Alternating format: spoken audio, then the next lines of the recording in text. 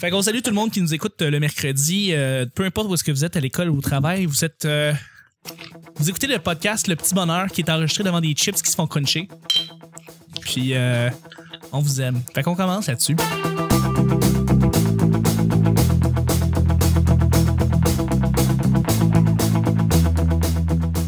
Bonjour, bon matin, bonsoir, bienvenue au Petit Bonheur, cette émission où est-ce qu'on parle de toutes sortes de sujets entre amis, en bonne bière, en bonne compagnie. Votre modérateur, votre hôte, votre animateur se nomme Chuck. Je suis Chuck et je suis épaulé de mes collaborateurs pour cette semaine et pour ce mercredi, à commencer par notre invité qui a été en or depuis le début. On a vraiment eu des belles discussions profondes avec Yannick de Martineau. Salut. Salut. T'as-tu quelque chose à dire pour les gens qui nous écoutent le mercredi ou non, le mercredi, c'est pas une journée que j'apprécie tellement. Fait que non, pas les jeudis, moi, dire de quoi. C'est pas la meilleure journée, t'as raison, les mercredis.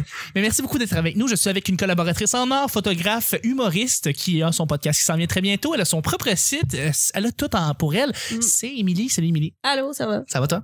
Ouais. Cool. Ouais, justement, mon site de photos sort bientôt. Oui? En construction. Émilie Lapointe, photographe? Ouais. Oui, ben c'est excellent. J'ai un point com. T'as un point com. T'as réussi à t'en pogner un. C'est cool. Merci beaucoup d'être là. Et je suis avec votre collaborateur, co-animateur. C'est mon sidekick, donc mon petit tas de pâtes à côté de moi qui est le porc pané. C'est Nick. Salut! Salut Nick, ça va? Ça va très bien. Ça va bien, excellent. On est mercredi. J'ai cuisiné du porc en fin de semaine. Oh! Ouais. T'as-tu eu un petit sidekick après ça ou non? Non. Non, mais j'ai vraiment flushé la sauce dans le lavabo, puis là, j'avais fini, puis j'ai fait comme, hey, c'est encore bon, ça. Ah, tu l'as gardé. Non. Ah, tu as juste J'étais déjà tout dans le lavabo. Bon, ben merci beaucoup d'être un demi-litre de sirop d'érable, puis tout ça dedans. Ben ouais, j'ai jeté ça comme un épais. Ben à chaque jour... On apprend, hein? Ben c'est ça. À chaque jour, mon cher Nick, on sait jamais sur quoi on va tomber. Hein? C'est toujours au hasard. Ce qui veut dire qu'aujourd'hui, c'est mercredi. C'est Yannick qui pige les deux sujets du Petit Bonheur. Ah! Ouais. Je l'ai un après l'autre. Un après l'autre. On veut du bruit dans le micro. Oui, si tu veux juste shaker le sac devant le micro, parce que comme ça, les auditeurs ont la preuve que c'est pas stagé. Tout est aléatoire. Parce qu'il y a encore du monde qui pense qu'on invente ça à mesure, les sujets, mais non. C'est écrit à l'avance par Chuck, pour vrai. Exactement. C'est vraiment des mauvais sujets de merde à cause de moi, là, tu sais. Exact. Ta réaction par rapport à l'élection de Trump? Ça sera pas compliqué. Ta réaction par rapport à l'élection de Trump? Est-ce que vous êtes politisé first?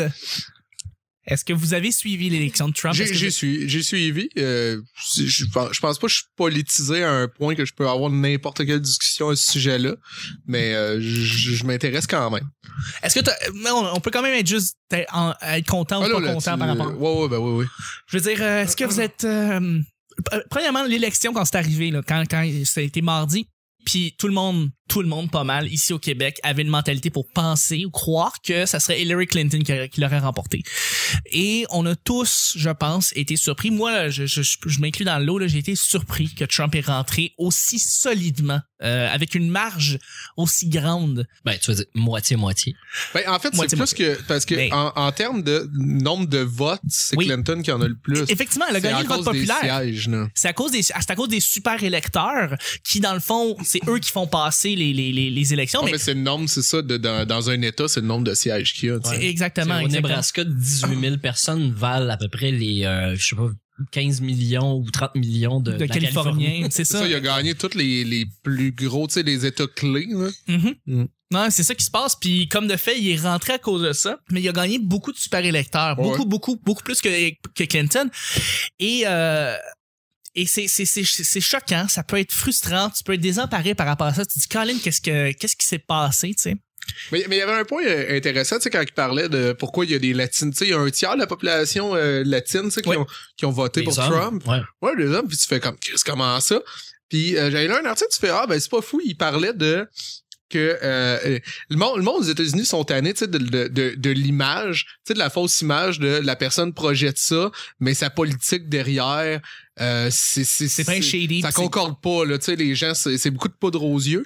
Puis Trump, il arrivait, puis qu'est-ce qu'il proposait? C'est une image qui concorde absolument avec qu'est-ce qui, tu sais, c'est pas quelqu'un qui se cache, fait que je dis pas que c'est une bonne raison, mais ça l'explique déjà un peu de faire, ok, possiblement, je suis pas en train de dire, tu sais, moi, j'aurais voté pour ça, pour le franc-parler, mais il y avait ça, les gens étaient, il y a ça, en plus que les gens étaient, ça c'est un peu stupide, là, mais les gens avaient l'impression que c'était quelqu'un qui faisait partie du peuple, qui était pas dans l'establishment. Exactement. Mais voyons donc, Chris, il est né milliardaire.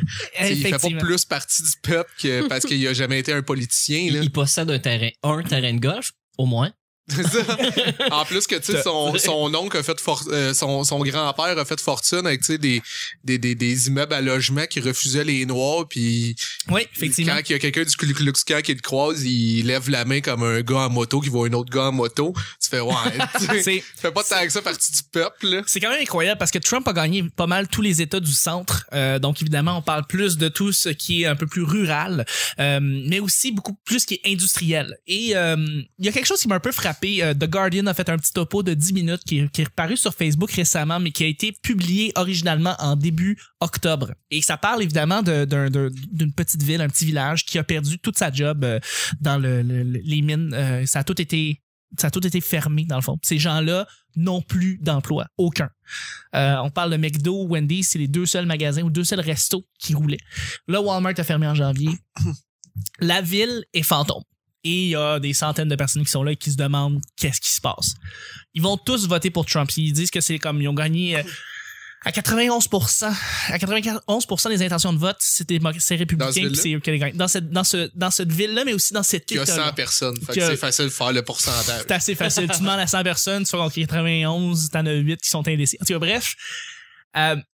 Mais vous pouvez baisser la main. Ce que cette petite ville-là résume, en fait, ça explique un peu l'état général de beaucoup de petites villes industrielles minières qui ont perdu leur emploi dans les dernières années. Parce qu'évidemment, il y a eu beaucoup de mondialisation, puis l'expropriation de matières premières se fait plus nécessairement tout le temps aux États-Unis, ça se fait aussi d'autres endroits où est-ce qu'on va importer ou exporter des ressources. Bref, tout ça pour dire que maintenant, t'as beaucoup de villes dans le milieu des États-Unis qui ont plus de ressources, qui ont plus de job. Puis ces gens-là, c'est au-delà de tout ce que Trump a dit depuis le début de sa campagne et avant, et bien avant évidemment. Il s'enlève de cette bulle de superficialité, de racisme et de sexisme et de misogynie que Trump peut être, et eux, tout ce qu'ils veulent, c'est une job. Puis non pas. Puis nous autres à Montréal ou dans les grandes villes, tu sais, puis même ici au Québec, juste en général, partout pas mal, on a beaucoup de, on a l'emploi relativement facile. Trouver un emploi n'est pas une tâche super difficile. Mais dans ces endroits-là, dans ces régions-là, dans ces États-là, c'est juste impossible. Puis Trump a dit exactement ce que Clinton a pas réussi à dire, c'est-à-dire qu'on va ramener de la job dans vos petites villes. Peu importe ce que Trump dit après ça, ce qui est sexiste, raciste, misogyne, il s'en calisse. Puis j'ai lu aussi un autre article qui relie beaucoup avec ça. Les gens des petites villes sont pas misogynes, sont pas sexistes, sont pas homophobes, sont pas racistes. La majorité d'entre eux, mêmes opinions que nous pas mal. Ils ont juste peur. Ils veulent travailler, ils veulent juste manger, une job. Ils veulent payer leur maison. Ils veulent juste une job. Et Clinton n'a pas dit ce qu'elle avait à dire pour ces gens-là, malheureusement. Et Trump a gagné à cause de ça. Ouais. C'est quand même assez incroyable de dire que Clinton, ça s'associe à l'establishment de Wall Street, puis pas Trump. Puis je sais pas à quel point, directement. Quelqu'un d'autre que Clinton contre Trump, s'il y aurait... Moi, je suis pas sûr qu'il aurait gagné, là. C'est plate à dire, mais tu sais, il y a beaucoup de gens qui votaient contre Clinton. Tu sais, déjà, c'était weird, là, moi, je trouvais ça un argument particulier, là. Tu sais, il y en a qui voyaient de la faiblesse par rapport à quand son mari, tu sais, Bill l'a trompé, puis tu sais, comment qu'elle a réagi. Ben oui, mais il y en a beaucoup qui faisaient, ouais, mais elle mérite, qu'est-ce qu'on va faire maintenant, tu sais, avec un pays, tu sais. Ouais. Ben, je dis pas que je suis d'accord, mais je dis, il y en avait, tu sais, il y en a qui ont voté contre elle beaucoup, là. Elle était hautement qualifiée pour devenir président des États-Unis, là. Elle a vu tout, elle a eu des discussions avec des dirigeants dans les autres pays, et c'était une dignitaire, une diplomate. Encore là, j'entends beaucoup d'analystes politiques qui disent si c'était Bernie Sanders qui avait été candidat démocrate, il aurait gagné. Ça veut pas dire. Il aurait pas su rallier. Il parlait à un minimum. C'est un peu comme si on disait Jean-Martin Haussan. Non. S'il avait été au PQ, est-ce qu'il aurait été élu à la place de... Bernie Sanders, pour les démocrates qui n'ont pas voté, représentait... Je parle pour ceux, les démocrates qui n'ont pas voté, représentaient un réel changement, comme Trump représente un réel changement pour les républicains, parce que c'est des outsiders, c'est pas du monde qui ont été dans le milieu politique interne de Washington tout ce temps-là. Bernie Sanders était un représentant pour un État, l'État du Maine, Vermont, proche de chez nous. Ouais. C'est ça. Il était pas avec tout ce qui est Washington, Wall Street, donc il ne fait pas partie de cette bulle-là, et pour les démocrates, c'était un réel vent de changement. Clinton ne l'était pas. Clinton est la même continuité. Clinton était la suite logique de toute cette histoire-là. Elle était. C'est ça mon point, moi, c'est que quand parce que j'ai écouté, que je suis tombé devant la télé, ça faisait peut-être 1 heure qu'il avait commencé à mettre les chiffres. Trump était un peu en avance, mais j'ai vu comme une genre de remontée, là. C'est pas vraiment une remontée, c'est juste qu'ils ont déballé les bons ballots au bon moment, là. Ouais. Mais ça donnait que Clinton revenait en avant. Ouais, là, quand il était rendu à 197, puis Trump était encore à 160 quelque chose. C'est ça que là, il y a eu un vent d'espoir. Puis là, quand Trump est juste revenu en face, puis tout s'est effondré, j'étais un peu triste, mais en même temps, j'ai compris comment je me sentais plus tard. C'est vraiment la fin du statu quo. Les Américains, en général, se sont tannés de la même affaire, de se faire mentir, de se faire dire de la bullshit, que la politique soit quelque chose de compliqué, de lourd, sur lequel on n'a pas d'impact. Ils ont décidé, ils ont fait, là, on va en avoir un impact. Puis on sort dans les rues, vous nous écoutez pas, mais on va voter pour de la marde parce qu'on veut que ça change. Parce que jusqu'à une certaine extension, on n'est pas si loin de cette mentalité-là américaine où est-ce qu'on pense, quand on regarde notre gouvernement actuel, c'est pas mal la même chose. On se fait mentir, on se fait avoir. Et si on pouvait essayer de voter pour un candidat qui est complètement à l'extérieur de toute cette bulle politique québécoise. Éric Salvaille pourrait gagner. Ouais. Exactement. Ouais. Tu mets quelqu'un d'aussi farfelu qu'Éric Salvaille, puis ça pourrait faire le plus gros doigt d'honneur à la politique québécoise ou politique canadienne. Il y a des endroits où ça a fonctionné. Il y a c'est où déjà, je vais pas dire n'importe quoi, mais je sais qu'il y a un endroit, je pense c'est en Irlande. Mais en Islande, c'est ça, j'ai entendu ça, ouais. C'est un humoriste, il y a un stand-up c'est en Islande? Je l'ai vu aussi. Ah, c'est pas la même chose, oui. Il y en a un, c'est un humoriste. Ça va mieux, en tout cas, mais l'autre, c'est le Parti pirate en Islande qui a été élu. OK. Oui. Ouais. OK, ça, mais t'as raison. T'as raison à propos de l'humoriste, je l'ai vu aussi, ce point. Ça a l'air que ça va mieux, là, l'éducation, tout va, tu sais, il a bien géré ça pour vrai, tu sais. Mais toi, c'est quoi? Ah, moi, c'est en Islande, c'est le Parti pirate qui a été élu. Ça c'est fou raide, là. C'est vraiment le fun. C'est pour la libération de l'Internet en soi. Eux autres, ils étaient très, très, très Internet, eux autres, là. Ouais, exact. Je suis pas au courant de toutes les revendications, mais tu sais, c'est de la gauche populiste, mais la libération de l'Internet rend ça plus simple, plus facile.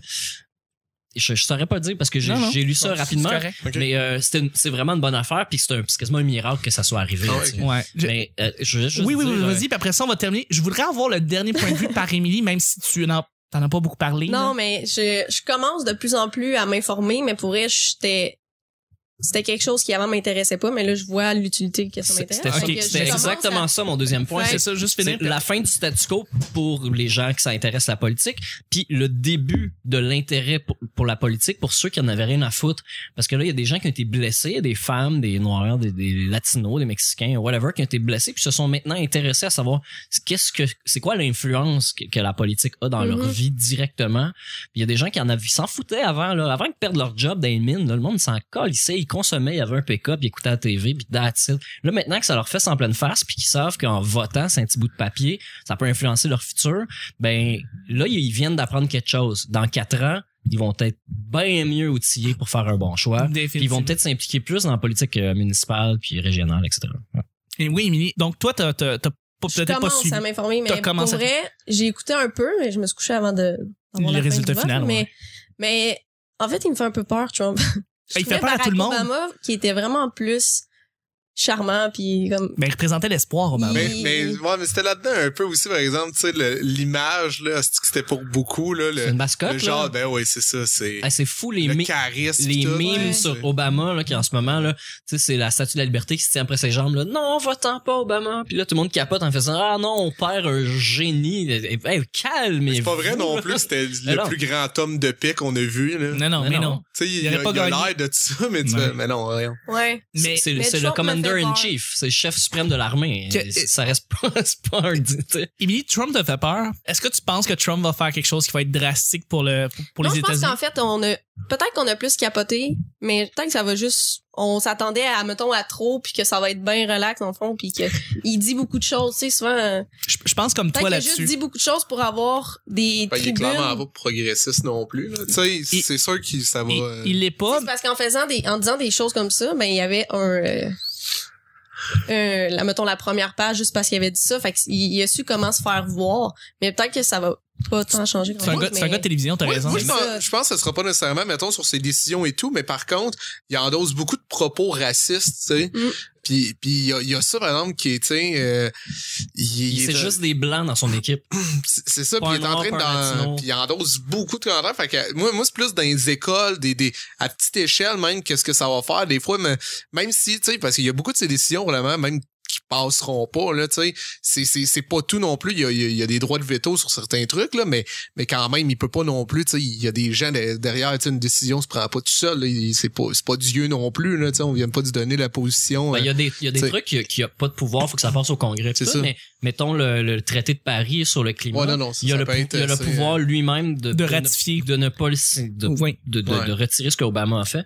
Puis même chose pour le TPP aussi, le partenariat transpacifique. Lui, il en veut pas parce qu'il veut qu'il y ait une économie forte. Mais il veut ramener les jobs Puis aux États-Unis. nous ici, le peuple en veut pas au Canada, puis Trudeau, puis la machine, puis les banques, puis les grosses industries, ils le veulent, le TPP. Nous, on le veut pas, mais aux États-Unis, c'est pour une différente raison. Ils en auraient besoin du TPP, eux autres, mais ils le feront pas parce qu'ils veulent pour leur économie interne. Mais le Japon, l'autre bord, capote bien raide. Mais ça, c'est Trump qui fait peur, là. Trump, il aura pas la décision, mais c'est quand même lui qui gère. C'est lui qui va aller dans le bureau, jaser avec l'autre bord. T'sais, il y aura pas son équipe de 200 personnes avec lui. Ouais. C'est ça qui m'énerve, c'est ça. C'est que Trump a aucune notion des autres cultures, aux autres pays, il a aucune idée. D'après moi, il est fermé, il sera pas capable de faire des décisions qui vont être bonnes pour l'humanité en général. Ben, il savait pas. Ben, C'est rien. C'est ça l'impeachment qu'ils veulent faire d'empêcher Trump de devenir président. Pour vrai. Oui, c'est ça. Et c'est ce qu'on croit qu'il va avoir. Juger qu'il n'est pas apte à être un président. Et effectivement, on, par rapport à ça, juste parce qu'il faut y aller avec le deuxième sujet déjà, une destitution de Trump d'ici 4 ans est possible. Est-ce que ça va se passer? On ne sait pas. Mais même là, avec les accusations d'agression sexuelle, ils sont en train de voir si ça se peut qu'il soit complètement que ça soit impossible de l'incriminer à cause qu'il est rendu président, ou là ils sont en train d'un peu gérer ça là. Pour voir ça, pour se demander s'il y a l'immunité en soi et on n'a pas à accuser le président à cause que c'est le président. Ça serait-tu con, ça? Il y a un précédent, c'est arrivé à Bill Clinton.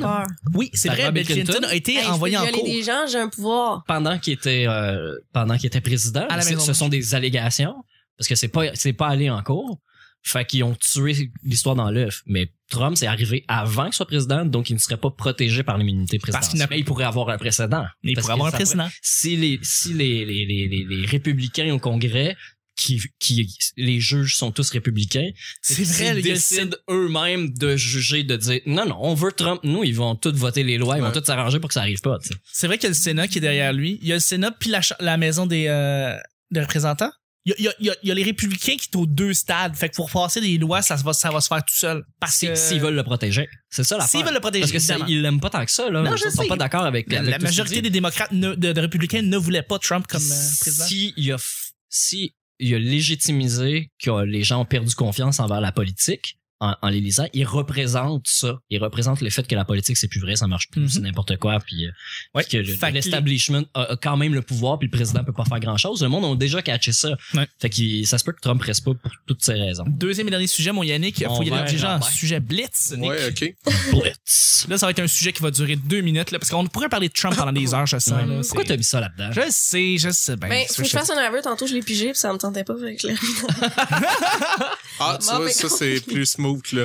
Toute garnie ou pepperoni fromage? Ben compliqué. C'est un peu ça, c'est Trump ou Clinton. Oui, c'est un des deux. Émilie va pouvoir plus parler. Émilie, tu vas justement partir de balle. Ça fait pas longtemps, maman m'intéressait à la pizza. Juste pepperoni. Juste pepperoni? Quoi? Comment ça, pas de fromage? Non, avec du fromage, mais pepperoni il y avait du tout garni. Ouais. Fait que mais j'aime pas les champignons. Puis il y a tout le temps des champignons. Fait que là, tu dis tout garni, mais pas de champignons, puis ça m'énerve. Fait que j'aime mieux... Juste pepperoni fromage. Ouais. OK. Mais j'étais un peu difficile côté nourriture, pour vrai. Ouais. Pas fait grave, que, ça. C'est ça. Nick? Pas mal toute ma vie, j'étais pepperoni fromage. Et là, Puis là, un moment donné, je me suis dit, pour le même prix, je peux avoir comme des affaires bonnes pour la santé dans ma pizza. Genre des poivrons! Et des champignons morts. Des champignons morts! Ouais. Mais sinon, n'importe lequel, mais avec de la sauce Red Hot dessus, maintenant, tout passe. OK, fait que hawaïenne pour Nick. Yannick! Aussi. Moi, j'ai tout le temps été, je veux le plus d'affaires. OK, fait que suprême, toi. Ah, mais moi, c'est une mentalité de pauvre, là. Non, mais c'est vrai, moi, prendre tout. Moi, je suis tout le temps été, tu sais, depuis que ça va mieux, j'ai réalisé que plus je fais d'argent, j'achète pas, genre, des meilleures affaires, j'achète plus d'affaires de marque. Vu que ça va mieux. Avoir une délicieuse, t'en as 4 dans ton congélateur. Ça, ben oui, c'est ça. En fait, tu sais, je pogne pas comme des meilleurs pouches, j'achète juste plus de ramen. Je suis imaginé ton placard est rempli de ramen puis de la soupe Campbell. Ouais. Mais les meilleurs ramen. Les meilleurs. Puis là, les bras croisés devant, je fais j'ai réussi. Moi, ça a été toujours tout garni. Mais ce qui est bien bizarre, c'est que j'aime pas les champignons non plus, mais je les tolère dans la toute garnie. C'est bien bizarre mon affaire. J'aime la toute garnie, j'ai toujours mangé de la toute garnie, c'est bien spécial. Puis non, je mange des champignons dedans. Mais c'est vraiment la seule place où je tolère des champignons, parce que je trippe pas champignons. Jusqu'à temps que je m'en vais chez Copper Branch pour manger un plat végé. Puis je me suis rendu compte que la meilleure affaire, c'était les champignons shiitake qui sont là-dedans. Ouais. Parce que je me rends pas compte que... Le burger, il est bon. Ah oui, c'est ça, hein? Le burger de shiitake, il est vraiment bon. Ça doit être incroyable, mais qu'on croirait, c'est que c'est du poulet, mais c'est pas du poulet, c'est des fucking champignons. En tout cas, bref. Tu as déjà mangé un burger de Portobello? Oui, c'est dégueulasse. C'est ouais, pas mangeable. Je déteste. Je déteste les champignons avec les hamburgers avec des champignons, grosse affaire, mais shiitake, je pourrais le croire parce que ça goûte pas les champignons. C'est pas la consistance d'un champignon, ça ressemble plus à une consistance de un croisement du poulet puis du porc braisé. Mais les champignons là, pour elle, il y en a tellement qui goûtent d'autres choses. Ouais, c'est ça. Ouais. Parce que j'ai découvert, il y a un de mes amis qui est cuisinier. Il m'a fait découvrir plein de champignons. Là. Pour vrai, c'est fou comment un puis l'autre goûtent vraiment pas le même truc. Là. OK. Ben, ça va être une dégustation de champignons pour moi, je le sens. Là, bientôt, je vais essayer de m'ouvrir aux champignons, mais là, je suis bien boqué comme toi, Émilie, là-dessus, je vais t'avouer. Je vais remercier mes collaborateurs pour mercredi. Mais juste avant, c'est les mercredis. Les mercredis, on fait toujours plugger les Twitter et les gens qui nous suivent sur le P-Bonheur. Fait que je voudrais remercier certaines personnes, mettons. Tu sais, on va jusqu'à Myriam, là, Nick, qui qu'on voudrait remercier. Là. Je pars d'en haut, là. On part d'en haut. Raphaël Parent. Merci, Raph. On salue. Esprit Geek. Merci. Qui me suit moi aussi. Esprit Geek. Oui, il y a Marc-Antoine Simard, qui son nom c'est Touch My Snatch. Sérieux? Ouais, non, c'est pas des blagues. Christian Roy qui nous suit. Merci. Il y a Pierre-Luc Racine, on te salue. Myriam Lauzon. Aussi. Et voilà. Tu voulais que j'aille jusque-là? Tu veux pas que je c'est nomme jusqu'à Serge Myriam. Guérin? Non, OK. Serge Guérin, je l'ai remercié la semaine dernière. Bon. Mais je remercie en fait tout le monde qui nous suit sur le P-Bonheur. Évidemment, YouTube aussi. En vous inscrivant sur YouTube, vous pouvez suivre tous les épisodes du Petit Bonheur. Merci infiniment à mes collaborateurs. Merci, Émilie. Merci à toi. Merci, Yannick. Merci, Nick. Merci, Chuck. C'était le Petit Bonheur d'aujourd'hui. On se rejoint demain jeudi pour un autre Petit Bonheur. Bye bye. Demain.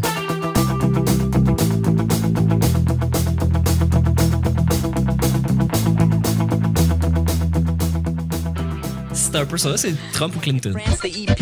Oh mon Dieu, c'est la plus belle pizza que j'ai jamais vue. Le fromage est frais. J'achète pas genre des meilleures affaires, j'achète plus d'affaires de marque. En fait, il me fait un peu peur, Trump. La ville est fantôme. J'ai cuisiné du porc en fait ça Puis là, les bras croisés devant, je fais j'ai réussi. Mais j'aime pas les champignons. Puis ça pourrait faire le plus gros doigt d'honneur à la politique québécoise ou politique canadienne. Ça c'est fou raide là. Comment ça?